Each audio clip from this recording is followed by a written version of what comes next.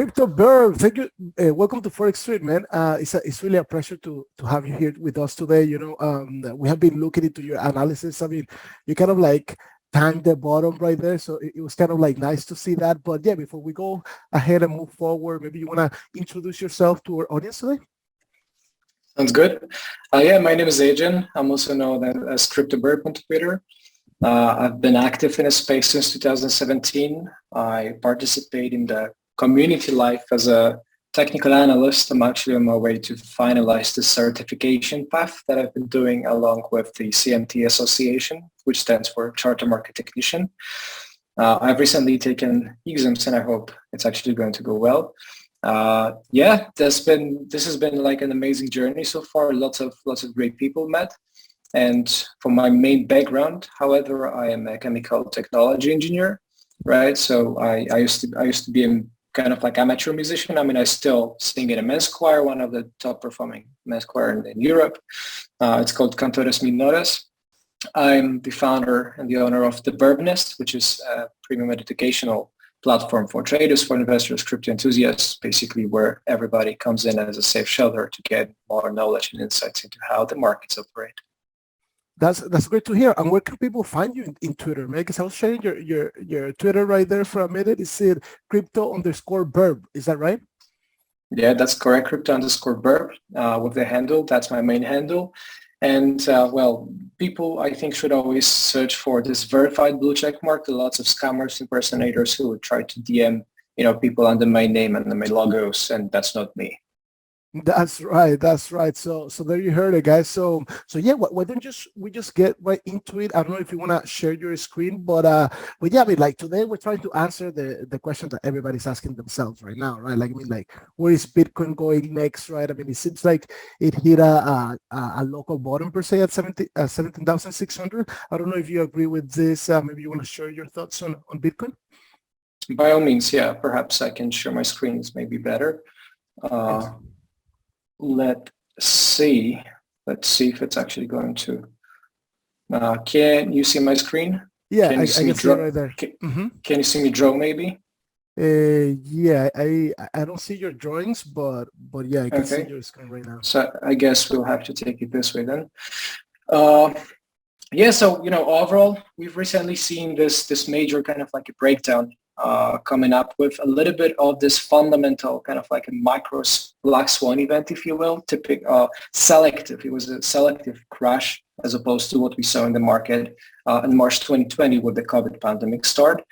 And this namely refers to the recent Luna crash and Terra crash, right? Where one of the major top, market cap project basically blew up overnight and took the market down with it, right? Causing lots of cascade liquidations. And this actually took us, below the major support level of $28,000, which had been maintained many, many times in the previous attempts and rebounds, throughout 2021. So we've eventually seen this major kind of like a breakout to the downside, following a year and a half of stagnancy. Right. It's pretty easy to see, however, that we had been moving in a form of an upwards trend, right? Until we truly broke this to the downside, right? The upwards trend is a persistence in the price action movements in one direction, in the upwards direction, basically. So you do see a sequence of higher highs and higher lows. That is exactly what defines an upwards trend, as opposed to the downwards trend, which is a sequence of lower highs and lower lows, right? So many people argued whether or not, it was a bear market already or when the bear market starts, there are tons of interpretations to it. However, my main trigger happened along with the $20,000 break, right? We got a little bit of this local kind of like, congestion. And there it was not necessarily the most, I should say, obvious, because we got this, if I were to take it real closer, then you're going to see that we had a couple of bars, this is a bar chart on a weekly time frame, by the way. Then we were looking at, this local breakdown below 28,000, right? But then later we had this so-called pin bar or a bullish hammer candle, right? Where the intra-week situation looked at that there was this fundamental crash below support, but then it managed to climb back and close pretty highly over $30,000. So this could have been potentially interpreted as a bullish sign more than not, because well, this was signifying the importance of the sub $30,000 as a demand zone, right?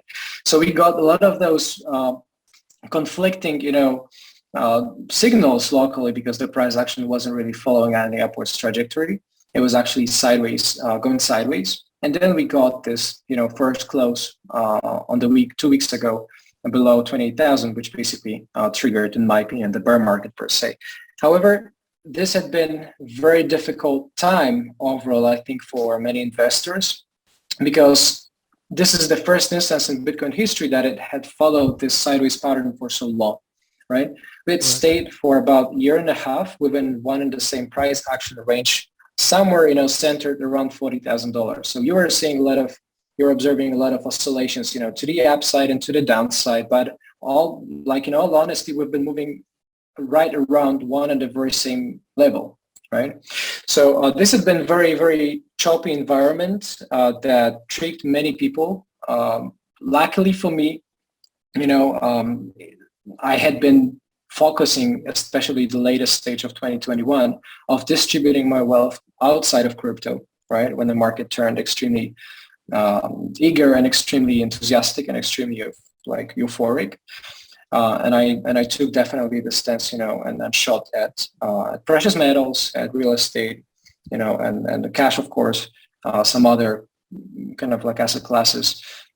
So I was properly distributed. I was properly diversified, and it's a kind of like, a bit of a sad situation to see how many people got surprised again by this decline, right? Mm-hmm. We got this very strong, sharp drawdown recently, taking us to the historically low levels of 75% drawdown of the peak, which, in my opinion, despite bouncing of the local support area divided, given by, let's say, the cyclical volume weighted average price, which is anchored at the very cyclical low. Well, this had provided somewhat of a support recently. Right. Is that the 300 week moving average, or what is? No. So this is actually this volume weighted average price, right? Okay. The dotted one, which is basically here, this is 200 week average. So it is a 200 week average performance of Bitcoin, which right now positions kind of like the fair price somewhere around $22,000, right? We slightly slid through it. However, it's not necessarily the most indicative that, the 200-week average invalidation is that the average is done, that you can never use it. In fact, it supports anything in technical analysis works, mainly because we make it work, right? We tend to see patterns even if they don't exist, and then force those patterns into action. This is called self-fulfilling prophecy.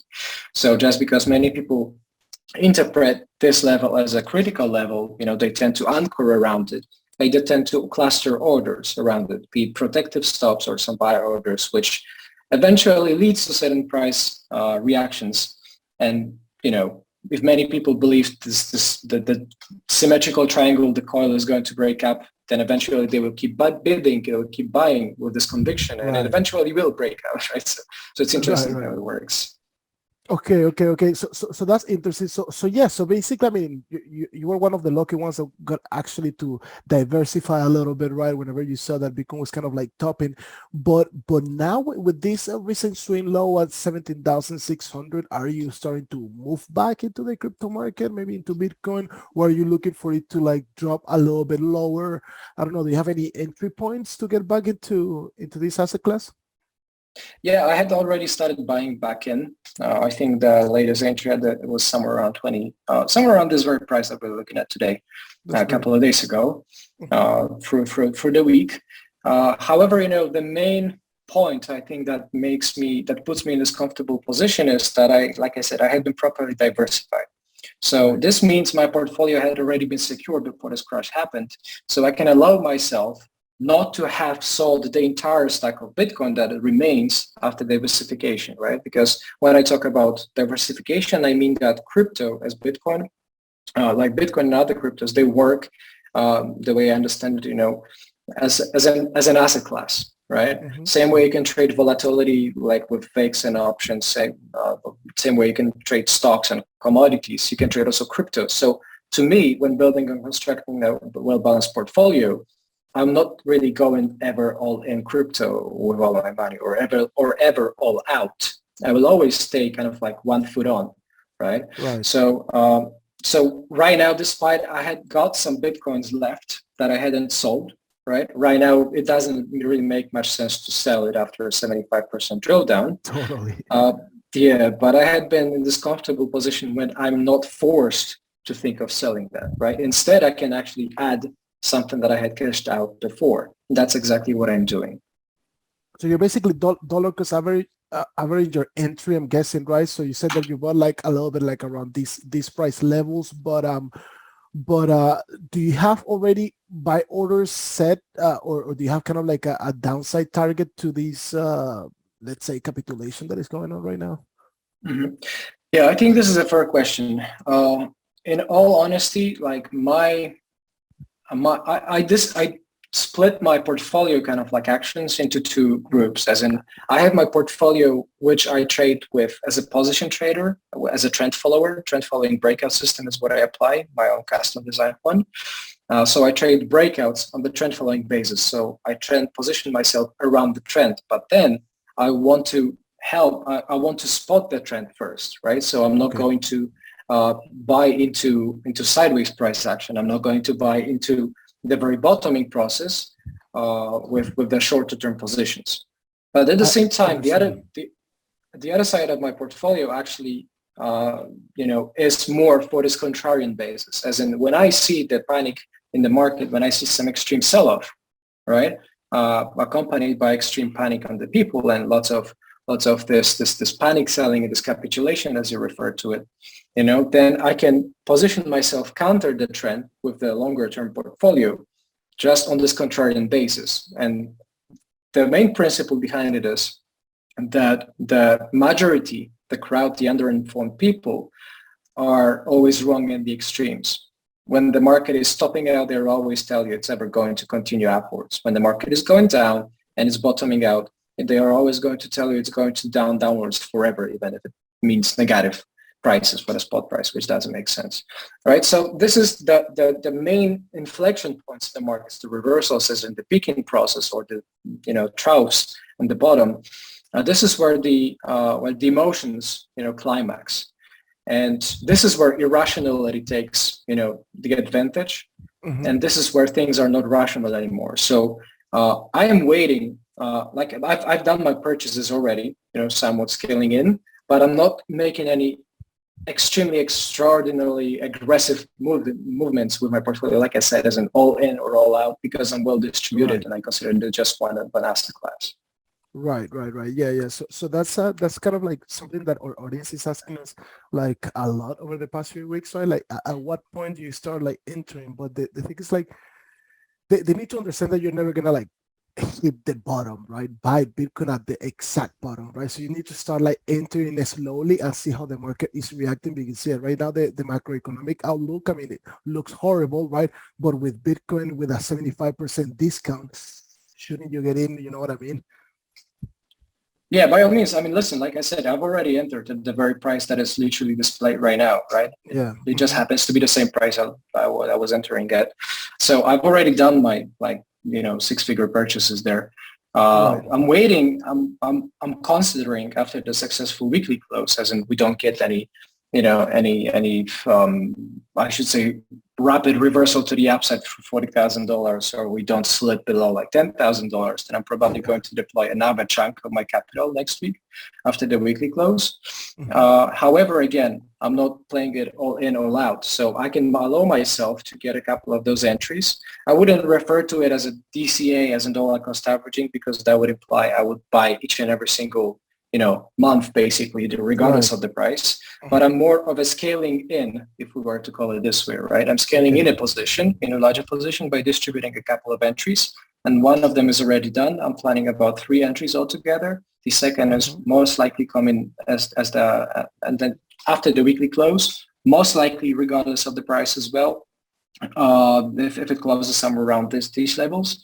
And then I would add final chunk if we actually get this proper spike to the downside, kind of like, marking the very bottomish five, as in historically speaking, the Bitcoin cycles tend to perform with a drawdown of 80 to 90% Right. on average. So historically, the vertical distance percentage from peak to troughs, historical bottoms have been, oscillating somewhere between 80 and 90%. We've got 75%, so it's not bad.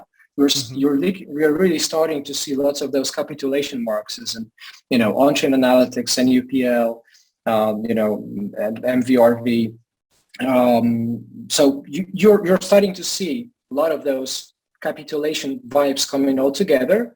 However, it doesn't mean it cannot slip, to $15,000. I wouldn't be surprised. And if that's something like that happens, I'm definitely deploying the last chunk of my capital there. Yeah, exactly. That's also like the way that I've been playing this market as well.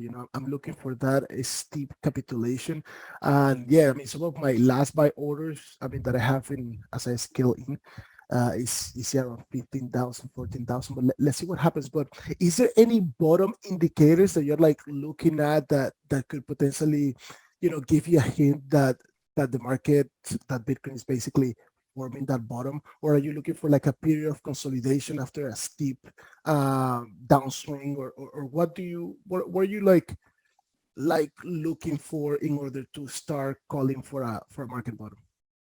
Yeah. So, I used to do that a lot in the past. That's actually how I got my recognition on Twitter in 2018, because in January 2018, I was calling for $3,000 basically, which we got 11 months later. And people were like, Jesus, who the hell is this guy, right? He predicted the market 11 months. Right. Yeah. But I'm not, in all honesty, I'm not doing that anymore, right? Okay. I found myself that experience-wise and education-wise, it doesn't really pay off well to try to project a bottom, because it's a guessing game. Like it's a lottery. How many times in life would you win a lottery? Once, if you're extremely lucky, once in a million, right? Times. So once in a million times, you're going to get lucky and catch the perfect bottom, right? But what about all the million times you've done before, right? And that were unsuccessful. So if I tried to deploy that and employ this kind of like theme into my trading, I would have been going broke a long time ago. So I really avoid calling for bottoms. I am ready. My portfolio is prepared for it to deploy whenever that, bottomish signals are. My assumption is that it would happen, again, if the history is of any lesson, somewhere between 80 and 95% and 90%. So it makes me think there might be like 15, 13,000, maybe the retest of the 2019 highs in here, $14,000, something like this. But again, it's just some guessing. When the market tanks and when the markets drop sharply, when there is some fundamental reason for it to decline, like some capitulation that you had with the COVID crash here, right? Right.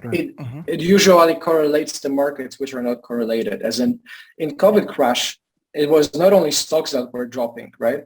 It was only the dollar kind of like was rising at that time, but it was stocks dropping, it was Bitcoin dropping, which was supposed to be, crash hedged to some extent as a digital gold. And gold was dropping as well, which has always been the safe haven before, right? So when the crash happens like that, when the price shock happens, which is unexpected, you can never guess when it comes. The chart never tells you when the next pandemic comes. Then the markets that seem uncorrelated, they correlate themselves temporarily, as in everything starts dropping. This is this Murphy law in action, right? When one market drops, it takes a rock on another market, and another market tanks, and this adds even more selling pressure to another market, and there's like overall global panic selling. So the time you see that, again, this pays off to observe the correlations, and that's exactly the indicator I have on the bottom, right? This is a 7-week correlation with Bitcoin against 7 S&P 500s, right? And you can tell that we are at the historically high levels for it, right? That historically we are talking about the range which has basically been somewhat higher than not right? Mhm. This tells you that strong positive correlation occurs between Bitcoin and stocks. So it means that whatever stocks are doing, this is mainly going to translate to what Bitcoin is doing as well, right? Mhm. So the moment you see stock market bottom out, which may happen close to recession, you know, this may happen to be the bottom for Bitcoin as well, right? So the seasonality would tell you probably that quarter four is when you should expect that. Quarter three usually is the summertime when nobody really trades anymore. There's like some lower volume, low liquidity, and there's little price action and lower volatility. So I would probably search, like if I were to wrap it, for stock market bottoming as long as the correlation remains strong. However, look, just have a look that it has the declining periods, it has its growing periods, the correlation fluctuates, Mhm. and I would probably try to, like, I think it's a fair assumption to anticipate that somewhere later in the year, in the quarter four, so about 3-4 months maybe from here. So Right. my idea is that we do kind of like bottom out, with some final spike somewhere, and then have some couple of months of consolidation similar to what we had in here after the miners selling 2018. And then, stocks reverse, the recession kicks in, the risk on market is on, Bitcoin is on. That's my idea, but I can be wrong easily. Yeah. That's actually a good idea. Yeah, because basically, I mean, and Bitcoin, based on history, right, it tends to bottom out usually like in Q4, sometimes even, I mean, like January, right? Like it happened back in the day. I don't remember right now exactly when it happened, when it's like hit bottom in January. I think it was like after It, the it dot usually coms in happens. 2015. Yeah. Mhm. Yeah, it usually happens around like, November, December, January. Yeah. That I guess that's, if we're playing with seasonality, I think that's a really strong advice. But so okay, so we have talked about Bitcoin, right? I mean, is there any altcoins that you're saying? Because like if we're waiting for a 80 to 90% correction in Bitcoin, I think most of the altcoins right now are like 90% down. Is there any altcoins that you're currently like looking at, or like that could be showing something interesting? Yeah, by all means, there are many. There are quite many. And well, if I were, you can actually try to see about it this way. Hang on. I'll just print this performance chart for cryptos, which basically tells me again that well, accounting for the, let's say, last 100 days, right? Mhm. Let's take it as a basis. The only thing that is in the orange, as in slightly out, not under the water, but like 5% outperformance. I think it's basically, what is it? TRX, TRX? Wow. right? I think it's TRX. It's pretty strange, but it is what it is. Yeah. But the vast majority, as in Ethereum, $2, XRP, and all of this, all of the top performing coins, major coins, other than TRX locally, are basically down. You can tell 40, 60%, right, underwater, and that's only accounting the past 100 days. So if you take it even further, and let's say get it 200 days, right? Let it just sweep. Then you get even deeper retracements, right? And Right. this tells you basically that in the last 200 days, there's not a single major coin and crypto that would be bullish, right? You're looking at this strong downward pressure, just like you said, 80% down. It's pretty typical. That's not surprising. Vast majority of the projects go insolvent, go dead, and they never come back. So it's natural, right? But then after the new cycle starts, new capital is coming in, and the new projects come in, right? And that's rinse repeat, exactly the same pattern all over again. The assets change, the projects change, but the human psychology never changes. Right. Yeah. It's kind of like a brutal market out there right now for the altcoins, and yeah, imagine that, right? I mean, if TRX, that's what has me still a little bit worried. Like if TRX is up there, it seems like there has to be another downswing. You know what I mean? But I guess we'll have to wait and see. But yeah, I think this is a really good analysis of the market so far. I don't know if you have anything else you may want to share with our audience. Well, thank you. I do think that it's generally important to have a trading system in place, right? As in some discipline in applying one set of the same rules, right? What many people do is they kind of like switch from indicator to indicator back and forth after they encounter their first loss, right? So imagine you open long a position because I don't know, momentum indicator like an RSI tells you to go long because there's a bullish divergence. You open a long position and then it cuts you, on the stop loss, right? Or even worse, if you don't have a stop loss, a larger trend develops and you're liquidated or something. And then you assume, okay, this indicator is trash, right? I'm not going to use this shit anymore. But in all honesty, there is something in the statistics that is called the crime of the small numbers, or the opposite of this is the law of large numbers, as in you do have to have a large sample size in order to extrapolate on the future performance, right? So just because you've lost one trade on an indicator doesn't mean that the indicator is shitty. Perhaps you at times have to withstand, their series of 10 losses, and then after these 10 losses, there comes 30 wins, right? And that's that. As the sample size grows, right, so does the actual reliability of the system. And when you use one and the same system, as in just going long, I don't know, on bullish divergences over and over again, then eventually it's going to pay you off. It's going to pay you back for it. So my main tip and suggestion is definitely for the people to use and apply like consistency and employ discipline and having their own trading system, right?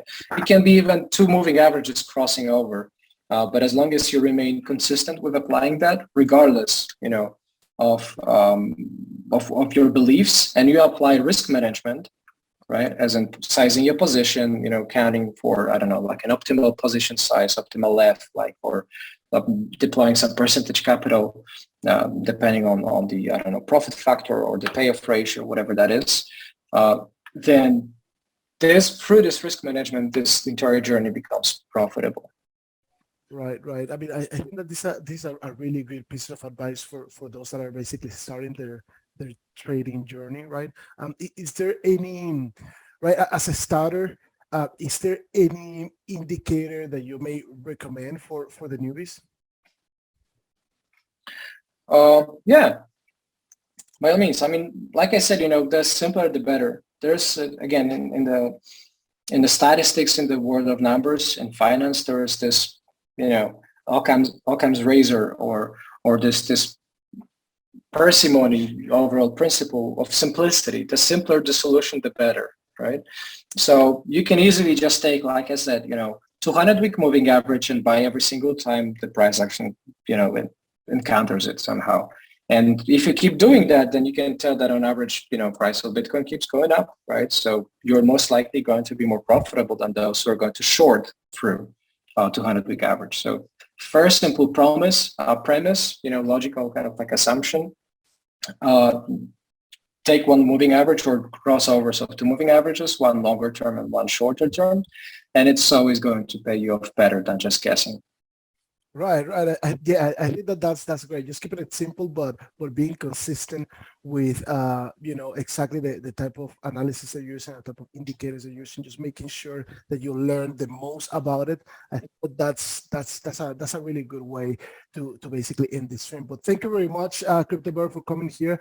You guys can go follow CryptoBirb on Twitter at crypto_birb. Is that right? That is correct. Crypto_birb. Thank you so much. Thank you for your time, man. Thank you so much, and talk to you soon.